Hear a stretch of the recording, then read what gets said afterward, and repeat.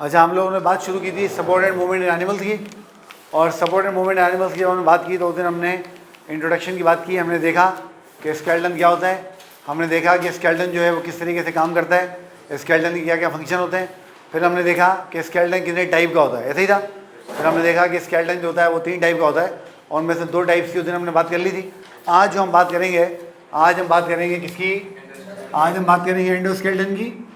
और आज हम समझने की कोशिश करेंगे कि ये जो एंडोस्केलेटन है ये बेसिकली क्या है, इसके फ़ायदे क्या हैं, इसके क्या क्या पार्ट्स होते हैं, और फिर उसको फर्दर जो है एवेल्युएट करने की हम लोग कोशिश करेंगे। ठीक है। अच्छा, अब आप लोगों ने ये बात ध्यान में रखनी है कि एंडोस्केलेटन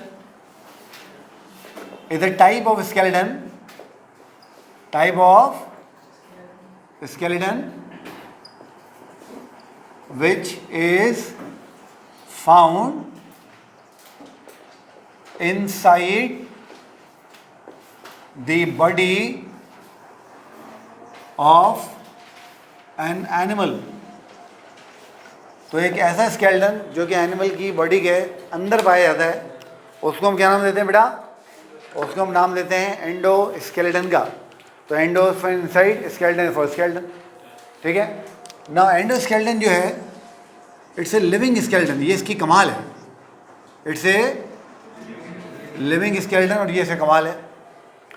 अब चूंकि ये लिविंग है तो इसमें वो डिसएडवांटेज नहीं है जो डिसएडवांटेज हमारे पास एक्सोस्केलेटन में था, यानी वो डेड था, ग्रो नहीं करता था, ये ग्रो करेगा। तो लिविंग स्केलेटन, तो it grows along with growth of an animal.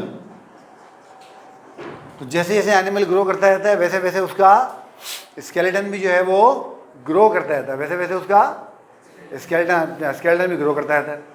ठीक है। इसलिए there is absolutely no need of malting, इनको मॉल्टिंग करने की कोई भी ज़रूरत नहीं होती। ठीक है। जब हम देखते हैं लिविंग ऑर्गेनिजम्स को तो 2 बड़े ग्रुप हैं एनिमल्स के जिनमें हमें एंडोस्केलेटन मिलती है। तो इट इज़ फाउंड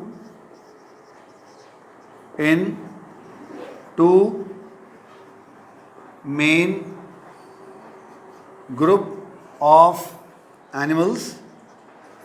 ये एनिमल्स के 2 मेन ग्रुप्स के अंदर हमें मिलता है, और उनमें से जो पहला है तो वो है जिसके अंदर हम खुद शामिल हैं, यानी कॉर्डेट्स। तो ये हमें कॉर्डेट्स के अंदर मिलता है। नंबर 2 ये हमें इकाइनोडर्मेट्स के अंदर मिलता है।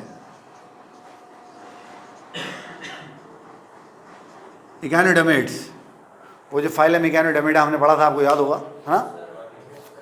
तो फाइलम इकाइनोडर्मेटा की बॉडी में, उन लिविंग ऑर्गेनिज्म की बॉडी में भी जो स्केलेटन होता है वो एंडोस्केलेटन ही होता है ना, मगर उसकी फॉर्मेशन कुछ अलग होती है।